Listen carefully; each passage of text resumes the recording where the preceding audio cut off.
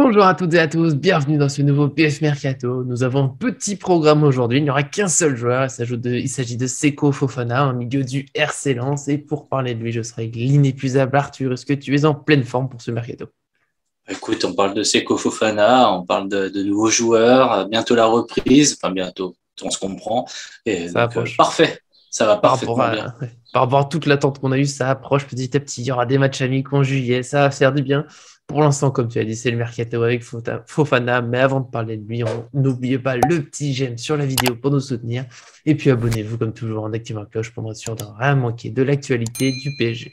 Et avec Seko Fofana, milieu de 27 ans du RC Lens, sous contrat jusqu'en 2024, il a globalement été impressionnant cette saison régulièrement, notamment contre Paris, et forcément ça a attiré des intérêts de plusieurs clubs et des rumeurs, notamment le Paris Saint-Germain, comme souvent lors du Mercato. Mais là, c'est quand même, on dira, relativement crédible. En tout cas, c'est un joueur qui pourrait peut-être s'intégrer dans l'effectif. Et ces derniers jours, c'est l'équipe et le journaliste Saber Defarge qui ont indiqué que la discussion est lancée avec le RC Lens. Alors pour l'instant, il n'est pas encore question d'un accord qui serait proche, mais il y a quand même quelques petites indications, comme un prix entre 30 et 40 millions d'euros, ce qu'on avait déjà vu il y a quelques semaines dans d'autres médias.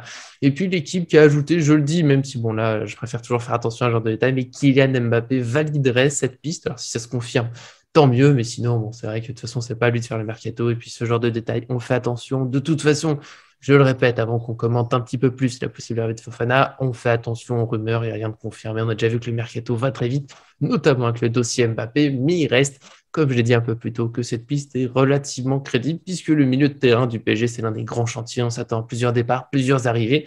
Et pourquoi pas, je pense, en tout cas de mon côté, Seko Fofana, un milieu assez complet qui ajouterait une dose de puissance physique qui manque parfois, même si j'adore Verratti, mais c'est vrai qu'avoir un milieu capable voilà, de transpercer les lignes avec une accélération, ou d'aller au duel, d'aller duel aérien notamment, ça peut faire du bien. Et il est quand même assez technique, parce qu'on ne veut pas juste un bagarreur. On a Danilo, je sais, Arthur, que tu adores ce joueur, mais c'est vrai que pour la relance, pour le jeu offensif, il manque un petit quelque chose. Fofana, voilà, plusieurs buts avec Lens. Je trouve qu'en plus, il a été capable de prendre ses responsabilités, comme on dit, dans des moments importants, voilà, d'aller chercher le dribble, la frappe qui fait mouche. Donc, moi, je pense que ça peut être quelque chose d'intéressant pour Paris quand on a vu des milieux qui marquent pas assez, alors que quand les attaquants sont en panne, du coup, on a une difficulté.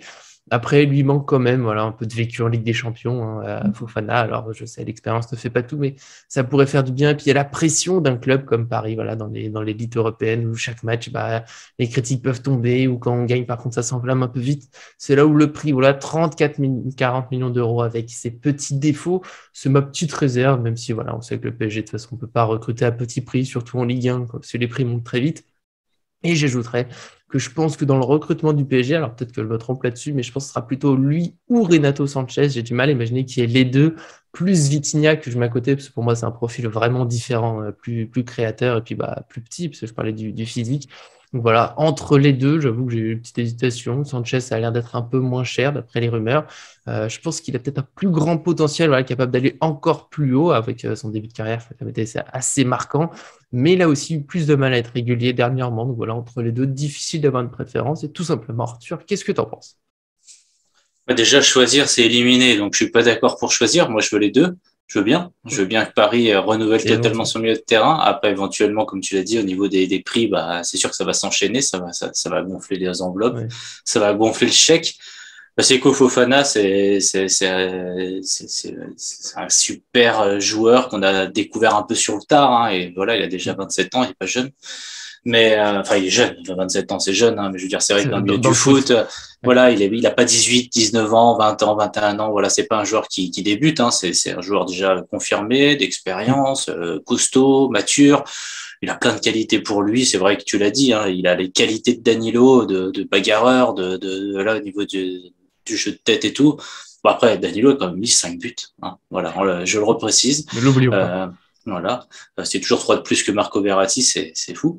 Ouais. En plus, du coup, de ce que j'adore chez Seko Fofana, bon, après c'est vrai que j'ai pas vu tous les matchs, mais Mm. de tout ce que j'ai pu voir, c'est quand même qu'il a une capacité voilà technique, il est à l'aise avec le ballon, il n'y a pas de souci. Bon, bien évidemment, c'est du dribble puissant, hein, comme on dit avec ces genres de milieu, il se Oui. retourne, il a des bons petits crochets, et ensuite boum, c'est la puissance qui lance le tout. Donc moi je trouve que c'est un profil qui irait parfaitement bien. Tu vois, dans un idéal, il pourrait être aligné avec un Renato Sanchez et un Vitinha, mais c'est vrai qu'il y a Marco Verratti qui est encore là. Il y a encore des autres joueurs qui sont pas vendus et qui peut-être que Galtier trouve intéressant. Hein. Tu l'as dit, toi, t'as souvent loué la combativité d'un Herrera, ça peut peut-être plaire à Galtier. Idrissa Gueye, peut-être qu'il peut être totalement relancé aussi. Paredes, Doom, ne l'oublions pas. on l'oubliera pas, mais on doit d'abord Paredes. C'est vrai que Paredes, c'est à la fois une déception par moment et à la fois on sait que c'est un joueur qui est capable de faire du bien, voilà, dans la relance, dans la capacité, puis dans l'agressivité aussi. Et puis bien sûr Wijnaldum, qui est ce joueur qu'on a recruté l'année dernière, on avait tant d'espérance, on aimerait tant qu'il se relance et qu'il arrive à faire des belles choses. Mais c'est vrai que voilà, on sent que le train est peut-être un peu passé pour lui, je sais pas trop. J'ai l'impression que Campos et la nouvelle direction sportive, on va dire Luis Campos en priorité, il fait moins de mystère qu'un Leonardo, donc je pense que les pistes sont assez fiables. Donc les départs, les indésirables sont assez fiables dans ce qu'on entend, et je pense que les pistes d'arrivée sont assez fiables aussi.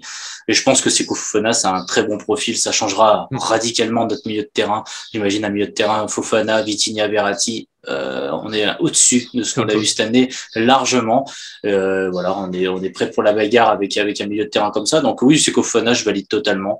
Mais je choisirais pas entre lui et Renato Sanchez, c'est pas le même profil. Donc je veux les deux sinon. Mais non, je précise évidemment que moi, si on peut signer les trois et puis enlever les milieux donc plus déçus, peut-être Danilo, Gueye et Wijnaldum ou pareil, ça choisirait Herrera, peut-être aussi, parce qu'il a quand même été beaucoup blessé. J'aime beaucoup, je leur dis, oui, sa combativité, le fait qu'il soit souvent en mouvement, après, il joue pas toujours assez vers l'avant. En tout cas, il y a un chantier au milieu, et oui, le choix est pas obligatoire, peut-être qu'on peut recruter les trois, mais c'est vrai qu'à force, les millions s'accumulent. Un Vitinha, c'est 40 millions d'euros. Fofana, là, ça serait donc 30-40. Renato Sanchez, 20 et quelques.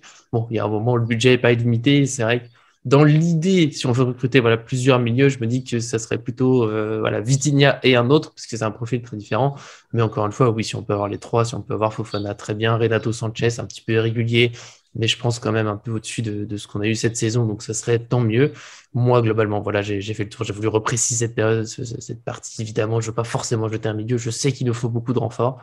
Voilà, j'essaie juste de me dire que ce serait l'un des deux. Et c'est vrai que Fofana, je suis assez fan. Globalement, j'ai été assez fan de Lens depuis un peu plus d'un an. Pourquoi pas Fofana? Voilà, je ne sais pas si tu veux ajouter un petit dernier mot. Eh bien, dans ce cas, les autres qui peuvent ajouter un mot, évidemment, c'est vous qui nous regardez dans les commentaires. Vous pouvez le dire si je suis fou, si vous pensez que, bien sûr, on va prendre Renato Sanchez, Fofana et Vitinha, peut-être, pourquoi pas. Encore une fois, ça me ferait plaisir. En tout cas, voilà, si vous aimez le joueur, si vous aimez pas le joueur, nous, on est à l'écoute, donc c'est dans le respect. Ça nous fait plaisir d'échanger avec vous. Et dans tous les cas, on se retrouvera très vite dans une nouvelle vidéo. Peut-être enfin l'arrivée de l'entraîneur du PSG, soyons fous, ou d'autres recrues. En tout cas, voilà, il y a toujours des choses à faire autour du PSG. Évidemment, je le dis, on reviendra bientôt avec nos concepts qui existent toujours, les essentiels, sur les infos du jour, les présentations de matchs, les analyses. C'est juste que en ce moment, la vie, c'est surtout le mercato quand même. Mais en tout cas, merci pour aujourd'hui à Arthur. Je sais que ça fait plaisir quand il est là. Des fois, tu nous manques, les gens le disent. Il est où Arthur? Mais il vient quand il peut, ça nous fait plaisir. Écoute, non, merci à toi. Puis, les choses se précisent, donc moi, ça me plaît déjà beaucoup mieux, tu sais.